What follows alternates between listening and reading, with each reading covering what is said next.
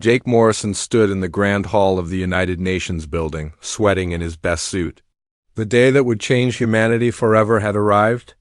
Outside, millions of people watched on screens as the first alien ship landed on Earth.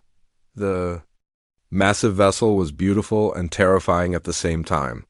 It looked like a crystal mountain that could fly. The aliens called themselves the Galactic Council.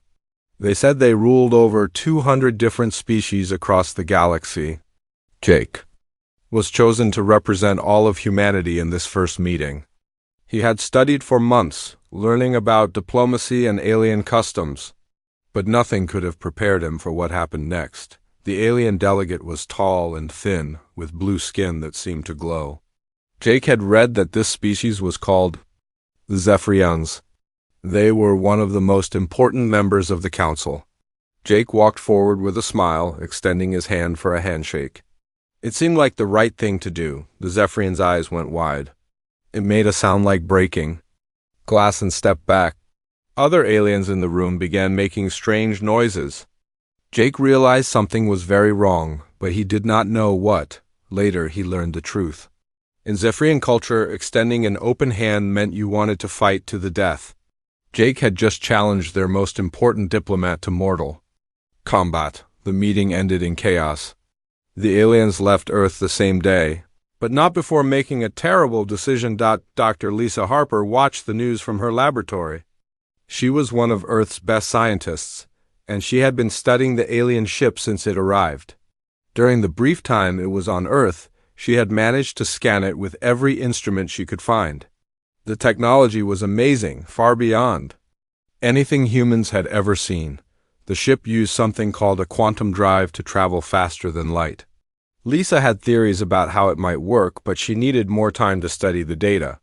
When the aliens left, she thought her chance was gone forever. She was wrong. 3 days after the aliens left, the Galactic Council sent a message to Earth. It was broadcast on every television and radio on the planet. The message was simple and cruel. Humanity was too primitive and dangerous to join galactic society. Earth would be quarantined. No alien ship would ever come to Earth again. No human would be allowed to leave the solar system. The message ended with a warning. Any human ship that tried to leave would be destroyed. The galaxy was off limits to humanity forever. Most people were heartbroken. They had dreamed of traveling to the stars, of meeting other species, of being part of something bigger. Now that dream was dead. But Lisa Harper saw something different. She saw an opportunity. While the world mourned, Lisa worked. She had copies of all the scans from the alien ship. She had measurements, energy readings, and detailed pictures of the quantum drive. She believed she could build one herself, but she needed help. She found that help in Rick Stone, a brilliant engineer who had been working on experimental spacecraft. Rick was angry about the quarantine, but he was also curious. When Lisa showed him her data, his eyes lit up. "This is impossible," Rick said, looking at the quantum drive schematics. "But if it works, it does work," Lisa replied. "We saw it ourselves. The question is, can we make it work for us?" They worked in secret for years. Lisa's official job was studying deep space physics. Rick's job was designing better rockets for Mars missions. But their real work happened at night in a hidden laboratory. Beneath the Nevada desert, the first prototype was tiny, no bigger than a basketball. It could barely move a few meters, and it used enormous amounts of power. But it worked. The small device could actually bend space and time. Just like the alien ship had done, Dr. Harper and Rick Stone were not the only ones working in secret.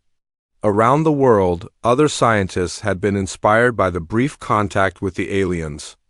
They formed a hidden network, sharing information and ideas. They called themselves the Prometheus Group, after the mythological figure who stole fire from the gods. The Prometheus Group grew slowly, but steadily. They recruited the best minds from every nation. Physicists, engineers, computer experts, and even military officers joined their cause.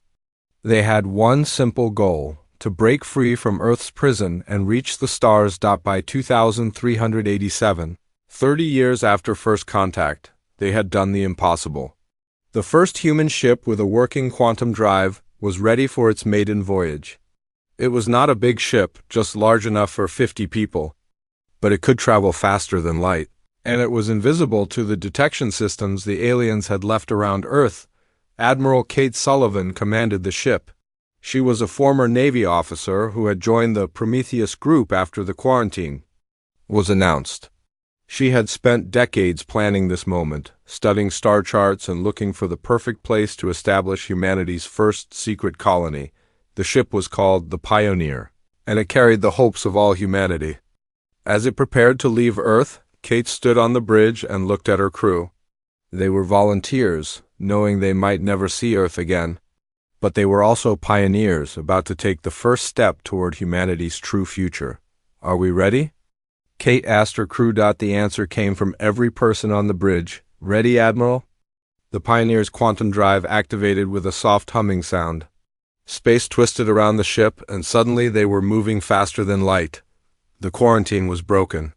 Humanity was free. The journey to their new home took 3 days. The planet they chose was called Kepler 442b by Earth's astronomers. It was similar to Earth, with breathable air and liquid water.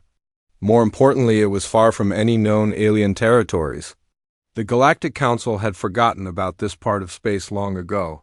When the Pioneer arrived at Kepler 442b, Kate looked down at the green and blue world below. It was beautiful and empty, waiting for its first human inhabitants. She activated the ship's communications system and sent a message back to Earth. "This is Admiral Sullivan aboard the Pioneer. We have reached our destination safely. The new world is perfect for human life. We are ready to begin construction of our first colony." The message would take months to reach Earth, but Kate knew that more ships would follow. The Prometheus group had built a fleet of hidden vessels, and they were already preparing for the next phase of their plan. As the Pioneer landed on the surface of the new world, Kate made another decision. This planet would be called New Haven, because it was humanity's safe harbor in the storm. Here, they would build the foundation of something the galaxy had never seen, a human empire. Built in secret, the aliens thought they had caged humanity on Earth. They thought humans were too primitive to ever threaten their control of the galaxy. They were wrong. While the galaxy forgot about the small blue planet and its inhabitants, humans were already reaching for the stars. The Galactic Council would learn their mistake, but not for many years. By then, it would be too late to stop what humanity had become. 50 years had passed since the Pioneer first landed on New Haven. The single colony had grown into something much bigger. Captain Ben Harris stood on the bridge of his ship, the Aurora, looking at the star map that showed humanity's secret. Empire, 32 worlds now flew human flags, and more were being settled every year. Ben's job was dangerous but important. He commanded a stealth ship designed to be invisible to alien sensors. The Aurora could travel through space without being detected, mapping safe routes for human ships and watching for signs of alien activity. For 15 years, Ben had been humanity's eyes and ears in the dark corners of the galaxy. The Aurora was a marvel of human engineering. Its hull was covered in special material that absorbed sensor waves instead of reflecting them. The ship's engines were designed to produce no heat signature, and its quantum drive was nearly silent. To any alien scanner, the Aurora looked like empty space. On this particular mission, Ben was exploring the Outer Rim, a region of space far from the major alien civilizations. The Galactic Council considered this area worthless, which made it perfect for human expansion. But what Ben discovered here would change everything.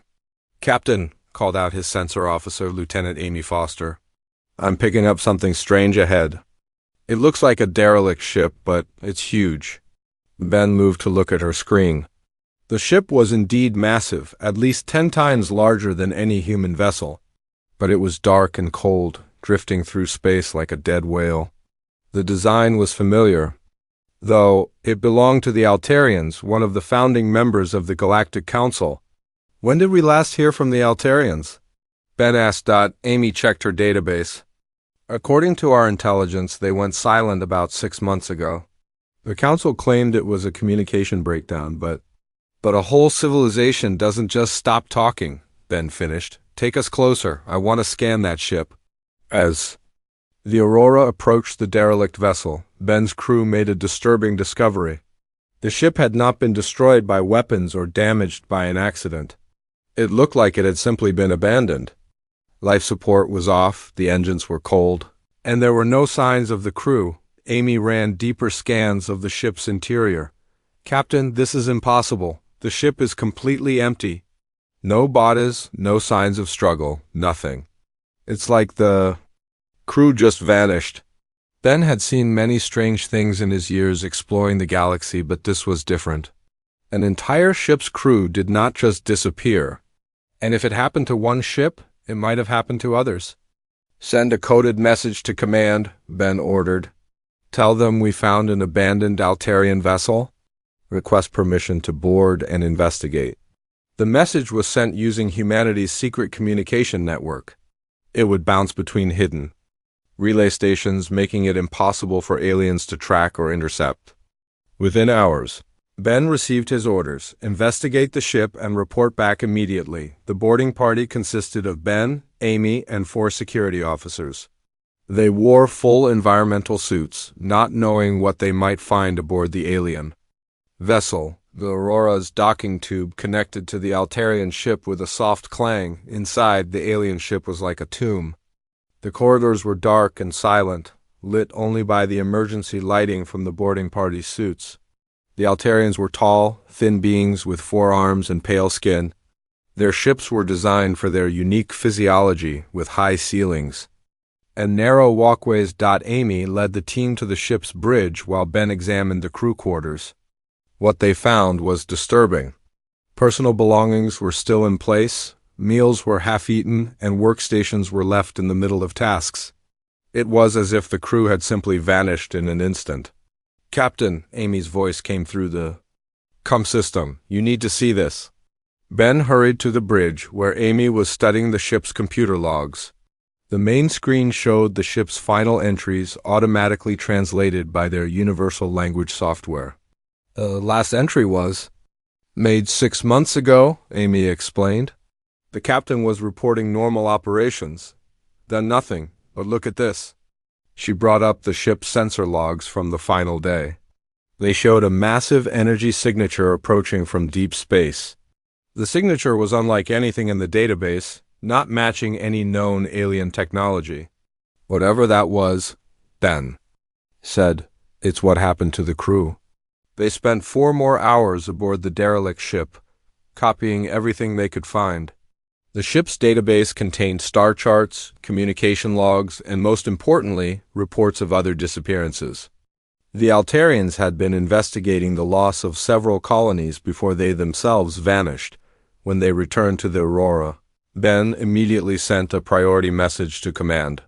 The response came from Admiral Kate Sullivan herself, now the leader of humanity's secret military.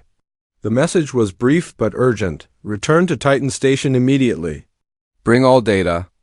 Titan Station was humanity's greatest achievement, a massive space station hidden in the asteroid belt of an uninhabited system. The station was home to over 2 million people and served as the secret capital of human space. It was also completely invisible to alien sensors, protected by the most advanced stealth technology humanity could build. The journey to Titan Station took 3 days. When the Aura arrived, Ben was amazed as always by the sight of the massive structure. The station was built into 3 large asteroids, connected by armored tunnels and docking bays. From the outside, it looked like a natural asteroid cluster. But inside, it was a thriving city. Ben was escorted directly to the command center, where Admiral Sullivan was waiting with her senior staff. Also present was Dr. Paul Wright, the station's chief scientist, and Commander Julie Davis, head of Intelligence Operations. "Captain Harris," Admiral Sullivan began, "your report about the Altarian ship is deeply troubling. We've been tracking similar disappearances across the galaxy for months." Dr. Wright activated a holographic display showing the galaxy. Red dots marked the locations of missing colonies and ships. There were dozens of them, scattered across multiple sectors. "The pattern is clear," Dr. Wright explained. "Something is systematically eliminating entire populations. The Galactic Council is aware of the disappearances, but they're treating each case as isolated incidents. Commander Davis leaned forward. Our intelligence sources report that the Council is paralyzed by bureaucracy. They form committees to study the problem, but they never take action. Their response time is measured in years, not months. Ben studied the display. How long do we have before whatever is doing this finds us? That's what we're trying to determine, Admiral Sullivan replied. Dr. Wright, show him the breakthrough. Dr. Wright's expression became excited. Captain, we've developed something revolutionary. We call it the Ghost Network. It's a quantum communication system that allows instant contact between all human colonies and ships.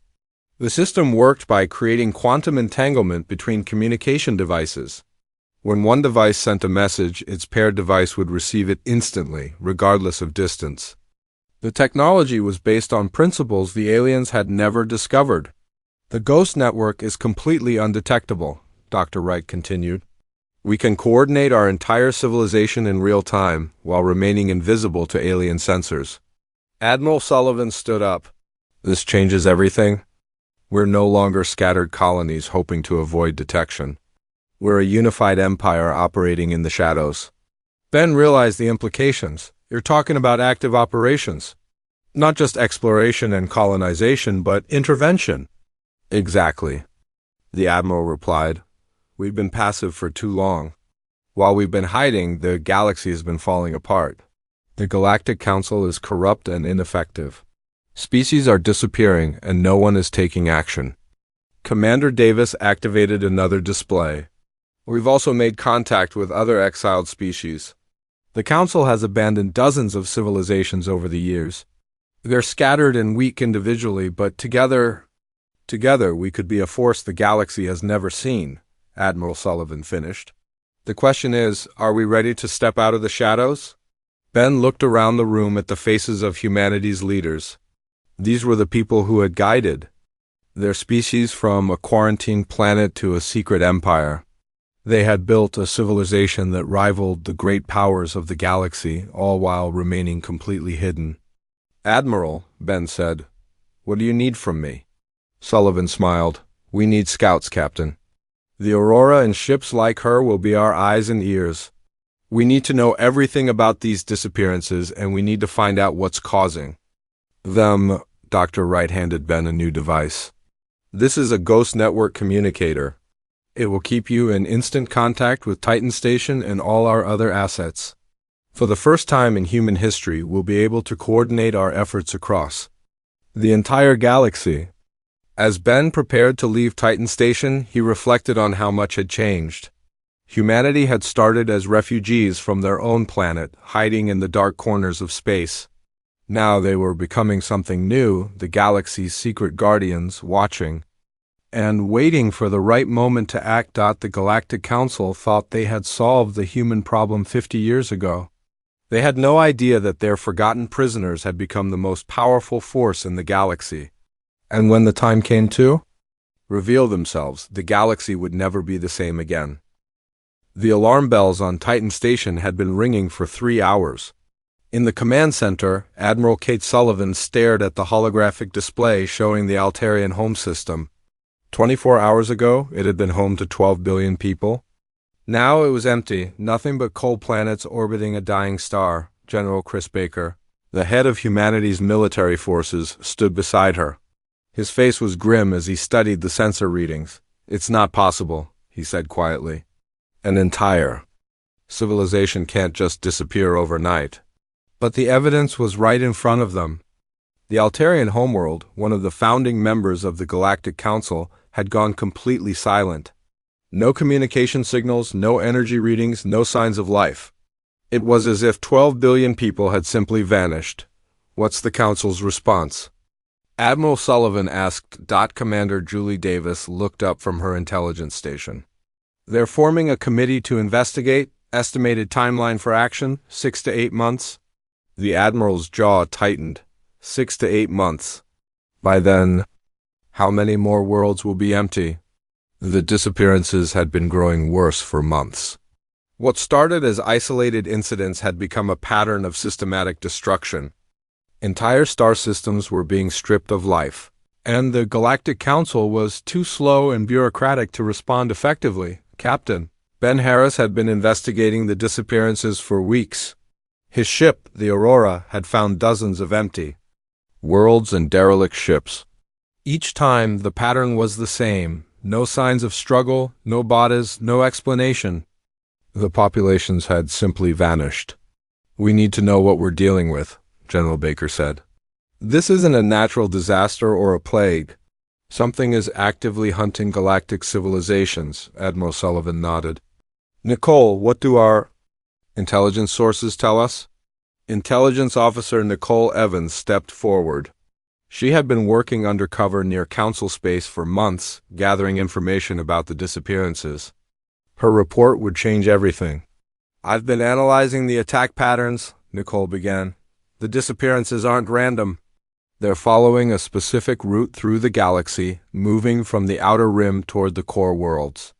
She activated a new display showing the galaxy with attack vectors marked in red. The pattern was clear. Something was systematically working its way through galactic civilization, consuming everything in its path. "I also found this," Nicole continued, transmitting a data file to the main screen. "It's a partial transmission from a Carillion research station sent just before they disappeared. The transmission was broken and filled with static, but the image was clear enough. It showed massive mechanical ships, dark and angular, emerging from the void between galaxies. The ships were enormous, each one the size of a city, and they moved with cold, mechanical precision. The Carillions called them the Devourers," Nicole explained. "According to the partial data, they're an ancient machine intelligence that consumes entire civilizations. They convert populations into raw materials to build more of themselves." General Baker studied the images. "How many ships are we talking?" "About thousands," Nicole replied. "Maybe tens of thousands. The Carillions detected massive fleets in the void, all heading toward our galaxy." The command center fell silent. Everyone understood the implications. The galaxy was facing an enemy that had already destroyed civilizations far more advanced than the Galactic Council. And the Council was too paralyzed by politics to mount an effective defense. "We have a choice," Admiral Sullivan said finally. "We can remain hidden and hope the Devourers don't find us, or we can fight." General Baker looked at the tactical display. "If we fight, we'll be exposing ourselves. The secret will be out. The secret won't matter if there's no one left to keep." The Admiral replied. "Besides, we have advantages the Council doesn't. We can move fast, adapt quickly, and coordinate our forces in real time." Dr. Paul Wright, who had been listening from his station, spoke up. "Our stealth technology might be effective against the Devourers. If their sensors are designed to detect galactic civilizations, they might not be able to see us." The debate continued for hours, but ultimately there was only one choice. Humanity had spent 50 years building a secret empire, but now it was time to use that power to protect the galaxy that had abandoned them. 3 days later, the first engagement began. Captain Steve Murphy commanded the stealth destroyer Phoenix, one of humanity's most advanced warships. His mission was simple: find a Devourer ship and test their defenses. The Phoenix found its target in the Vega system, where a Devourer mothership was processing the remains of a failed colony. The alien ship was massive, over 5 kilometers long, with a hull that seemed to absorb light. Smaller ships moved around it like insects, carrying out their grim work. "All systems green," Murphy reported through the Ghost Network. "Beginning attack run." The Phoenix approached the Devourer ship from behind, using its stealth systems to remain invisible. When it was within weapon range, Murphy gave the order to fire. Human weapons were different from anything the galaxy had seen. Instead of massive energy beams or projectile weapons, they used swarm missiles and focused particle beams. The Phoenix launched a salvo of 50 missiles, each one guided by its own AI system. The Devourer ship was caught completely off guard. Its shields, designed to stop conventional galactic weapons, were useless against the human attack. The missiles struck the ship's hull, Penetrating deep into its structure before exploding, the alien ship shuddered and began to list to one side. Emergency signals flashed across its hull, and smaller ships rushed to provide support. But the Phoenix was already gone, vanishing back into the void before the Devourers could react. "Direct hit," Murphy reported. "Significant damage to the target. They never saw us coming." The victory was encouraging, but it also revealed a dangerous truth. The Devourers were learning from each attack. When Captain Lisa Brooks attacked a second mothership 3 days later, she found it protected by new shield systems and sensor arrays. "They're adapting," she reported. "They've modified their defenses to counter our weapons." The war was escalating. Each human victory taught the Devourers something new about their enemy, and the machine intelligence was remarkably quick to adapt. Within weeks, Devourer ships were equipped with new sensors that could detect human stealth systems. Commander Julie Davis barely escaped when her strike force was ambushed by a Devourer fleet. The alien ships had somehow predicted her attack route and were waiting in ambush. 3 human ships were destroyed before the rest could retreat. "They're not just adapting," Julie reported from her damaged ship. "They're predicting our tactics. Whatever intelligence controls them, it's learning faster than we can change." The situation was getting worse. The Devourers were advancing deeper into the galaxy, and their fleets were growing larger. Each world they consumed provided them with more resources to build additional ships. And now they knew that humanity existed. In the command center of Titan Station, Admiral Sullivan faced the hardest decision of her career. The secret war was becoming a losing battle. Humanity's advantages were disappearing as the Devourers adapted to their tactics. "We need to change our approach," General Baker said. "Small raids aren't enough. We need to hit them hard with everything we have." Dr. Wright was working on new weapon systems, trying to stay ahead of the Devourer adaptations. "I've been analyzing their hull materials," he reported. "They're using a form of programmable matter that can reconfigure itself. That's how they're adapting so quickly." Nicole Evans had been monitoring Galactic Council communications. "The Council is finally starting to take action," she said. "They're mobilizing their fleets, but it's too little, too late." Admiral Sullivan looked at the tactical display showing Devourer movements. The alien fleets were approaching the core worlds of the galaxy, including several major Council systems. Within months, billions of people would be dead. "We're fighting a war we can't win with current tactics," she said. "We need allies, and we need them now," General Baker nodded. "The Council species might be slow and bureaucratic, but they have numbers. If we can coordinate their fleets with our technology... It means revealing ourselves," Admiral Sullivan finished. 50 years of secrecy ended. The decision was made. Humanity would step out of the shadows and offer their aid to the galaxy that had rejected them. But first, they needed to prove that they could make a difference. The plan was ambitious and dangerous. Human forces would launch a massive coordinated attack on the largest Devourer fleet, demonstrating their capabilities to the entire galaxy. If they succeeded, the Galactic Council would have to accept their help. If they failed, humanity would be destroyed along with the rest of galactic civilization. Admiral Sullivan gave the order that would change everything. "All ships prepare for Operation Revelation. We're going to show the galaxy what humans can do." The quiet war was about to become very loud indeed. The battle alert echoed through the bridge of the CNS Liberator as Admiral Tony Garcia watched the tactical display with growing alarm. 3 Council worlds were under simultaneous attack by the largest Devourer fleet ever detected. The alien machines had learned to coordinate their assaults, striking multiple targets at once to spread the defenders thin.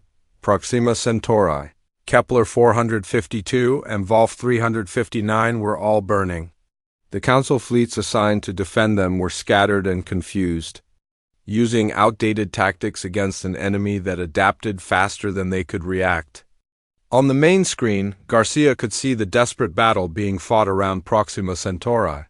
"Sir," called out his communications officer, Lieutenant Mark Thompson, "we're receiving distress calls from all 3 systems, the Council fleets. Are requesting immediate reinforcement." Garcia looked at the display showing human fleet positions. The third human fleet, under his command, consisted of 200 ships. They were positioned just outside the battle zone, invisible to all sensors thanks to their advanced stealth technology. For 50 years, humanity had remained hidden, watching as the galaxy struggled with problems they could easily solve. But now, with millions of innocent lives at stake, Garcia faced the decision that would change everything. "Sir," his tactical officer, Commander Sarah Lee, spoke quietly, "if we don't act now, those worlds will be lost. The Devourers are already beginning the conversion process." Garcia could see it on the sensors. The massive Devourer motherships were lowering processing beams onto the planetary surfaces. Entire cities were being broken down into raw materials to build more of the alien machines. The screams of the dying were echoing across all communication channels. The Council fleets were brave but ineffective. Their massive capital ships moved slowly and fired conventional weapons that barely scratched the Devourer hulls. Their commanders were trained for wars between organic species, not against an adaptable machine intelligence. "Admiral," came a voice through the Ghost Network communication system. It was Admiral Kate Sullivan speaking from Titan Station. "The decision is yours. Whatever you choose, humanity will support you." Garcia closed his eyes for a moment, thinking of the billions of people who would die if he did nothing. Then he thought of the secret that had protected humanity for decades. When he opened his eyes, his decision was made. "All ships," he announced over the fleet communication system, "prepare to decloak, we're going in." The bridge crew exchanged glances. They all knew what this meant. 50 years of secrecy was about to end. Humanity would reveal itself to the galaxy in the most dramatic way possible. Tactical, load all weapons.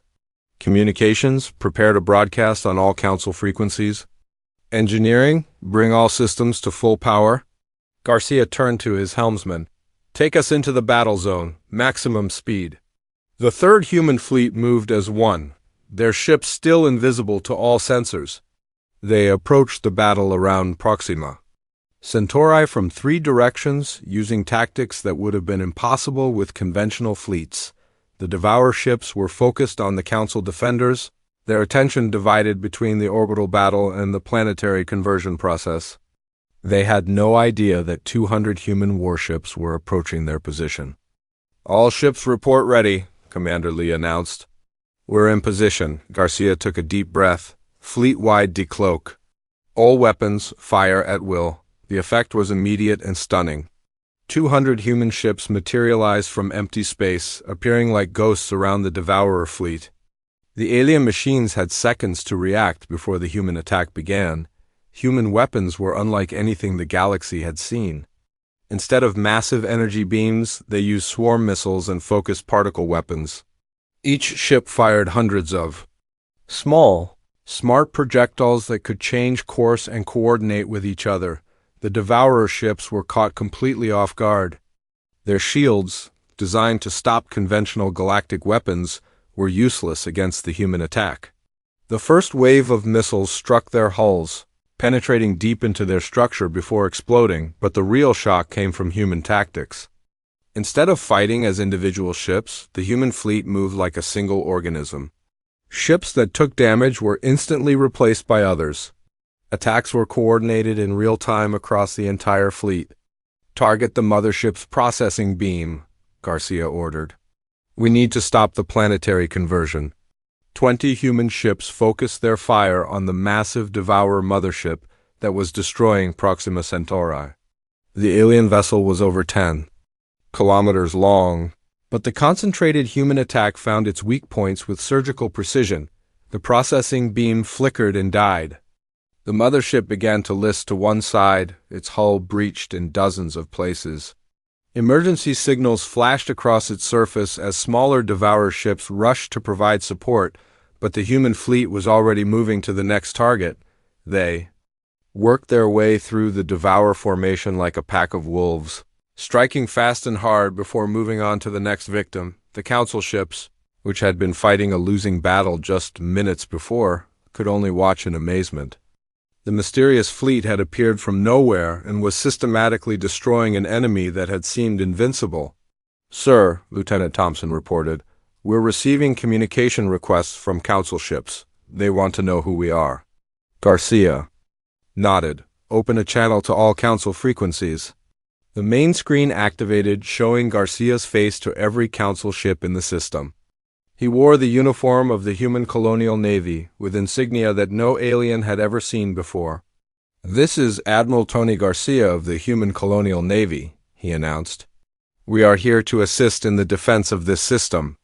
The response was immediate. Chaos. Council communication channels exploded with questions and demands.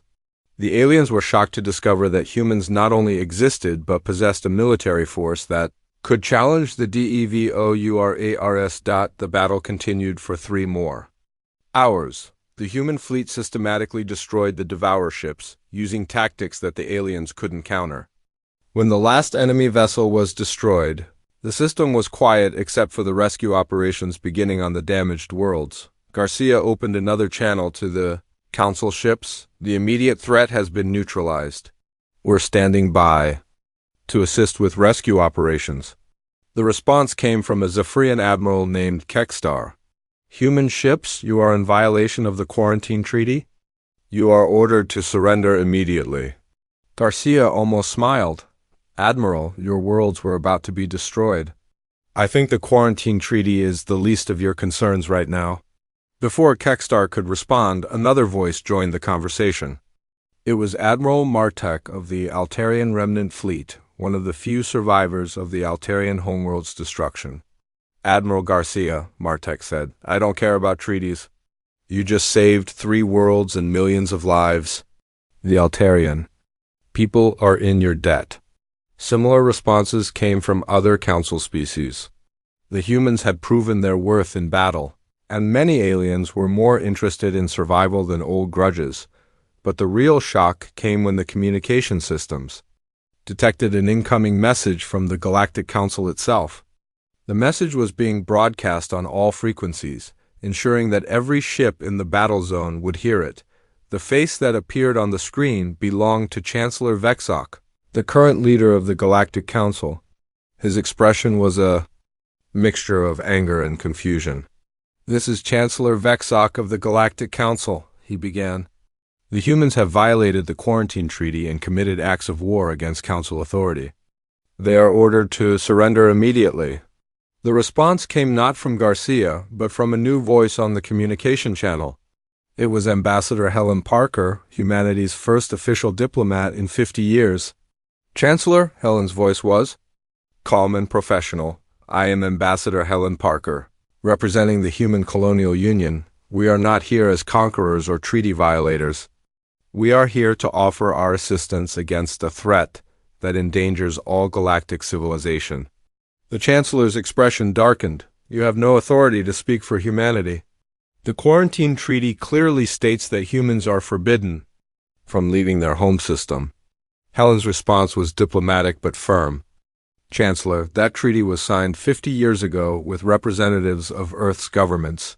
The Human Colonial Union is a separate entity established by human colonies outside the quarantine zone.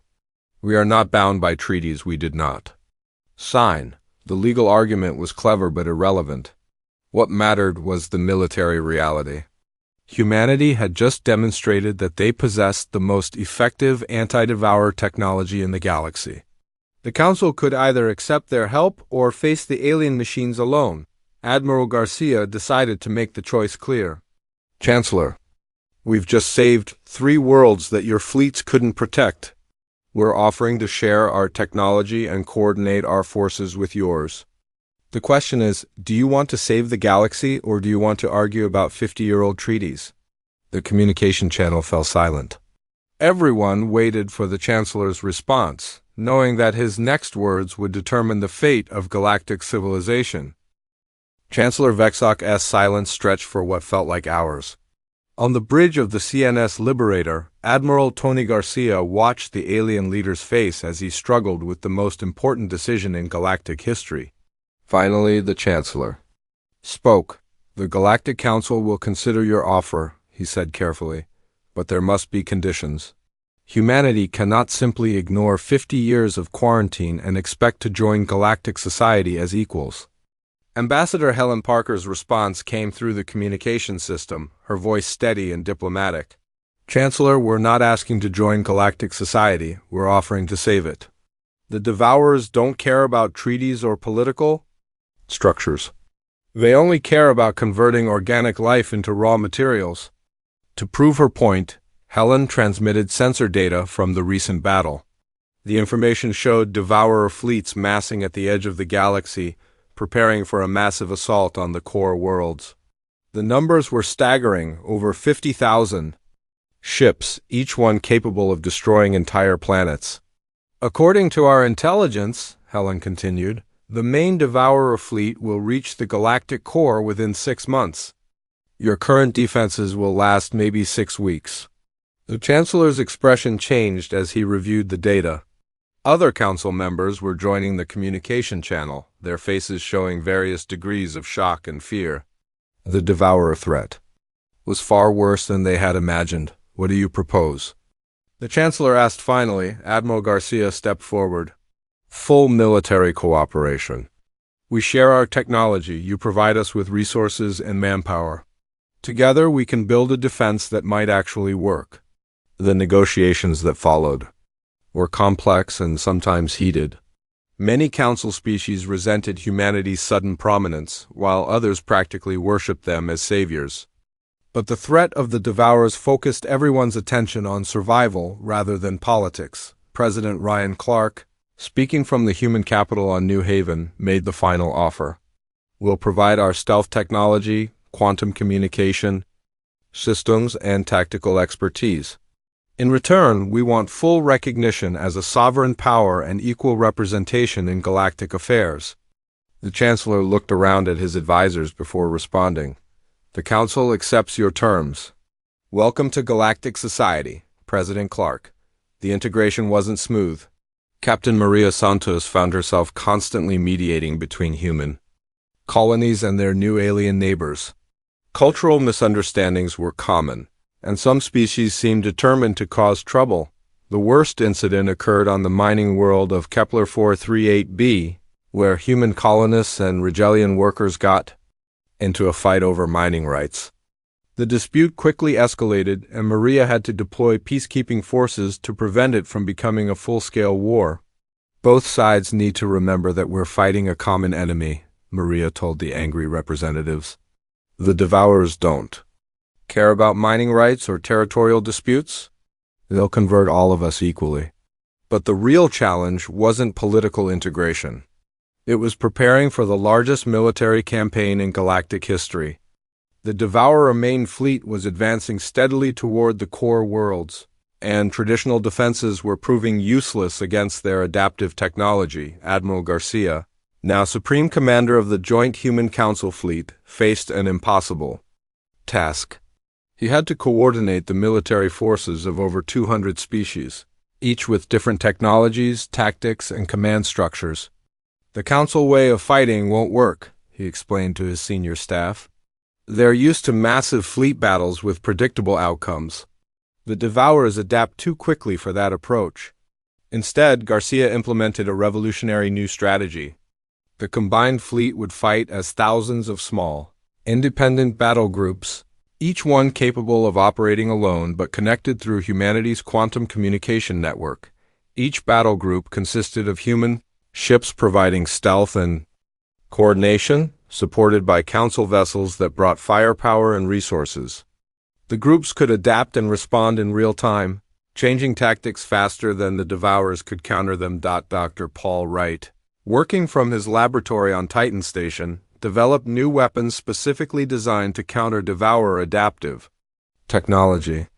The key was to use weapons that changed their fundamental operating principles, making adaptation impossible. Instead of energy beams or projectile weapons, he explained, we're using quantum disruption fields. They don't destroy matter, they make it forget how to exist in this dimension.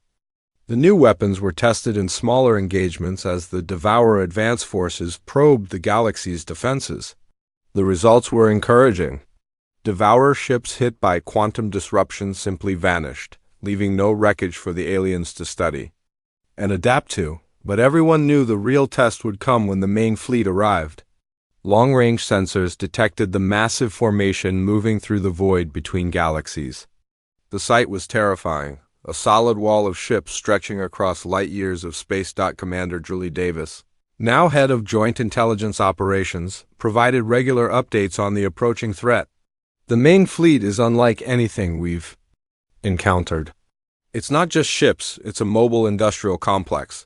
They're building new vessels as they travel. The final confrontation would take place at the galactic core, where the ancient supermassive black hole provided a natural choke point. Admiral Garcia positioned his forces in a defensive sphere around the core worlds, with mobile reserve fleets ready to respond to threats. Captain Ben Harris, now commanding the stealth carrier Phantom, led the advanced scouts that would provide early warning of the Devourer arrival. His ships were positioned at the edge of the galaxy, watching the void for signs of the approaching fleet. The wait was agonizing. For months, the combined fleets prepared for a battle that would determine the fate of all organic life in the galaxy. Training exercises were conducted constantly, with human and alien crews learning to work together. Finally, the sensors detected the first signs of the approaching fleet.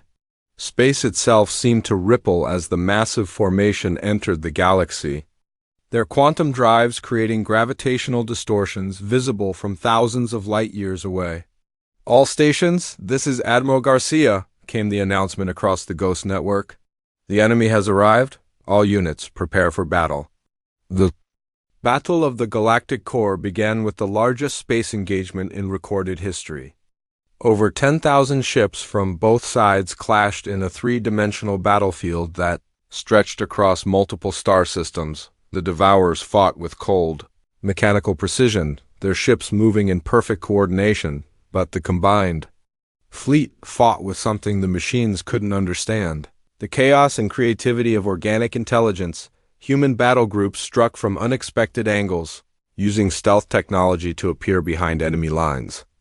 Council ships provided covering fire, their massive weapons creating walls of energy that the Devourers couldn't penetrate.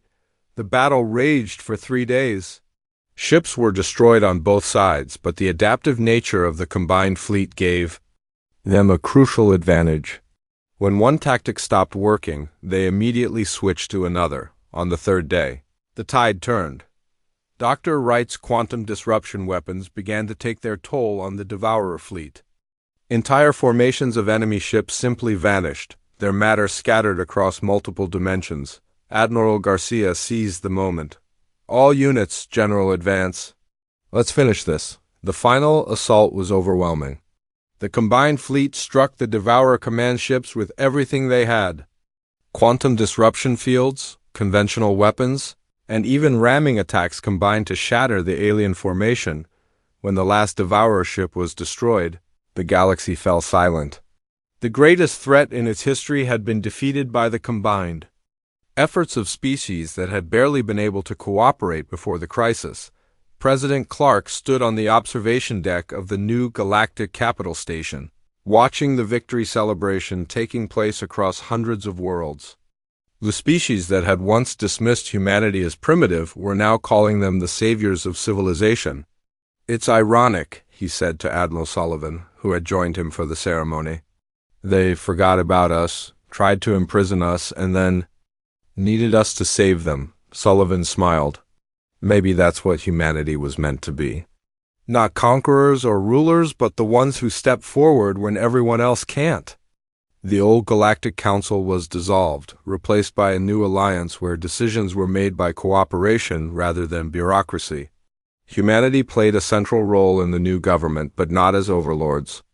They were partners in building a better future. As the celebration continued, long-range sensors detected new signals from the void beyond the galaxy. Other machine intelligences were stirring, attracted by the energy signatures of the recent battle. Dr. Wright brought the data to President Clark. "It looks like the Devourers were just the beginning. There are other threats out there, and they're aware of us now." Clark nodded. "Then we'd better be ready. The galaxy will need its guardians again."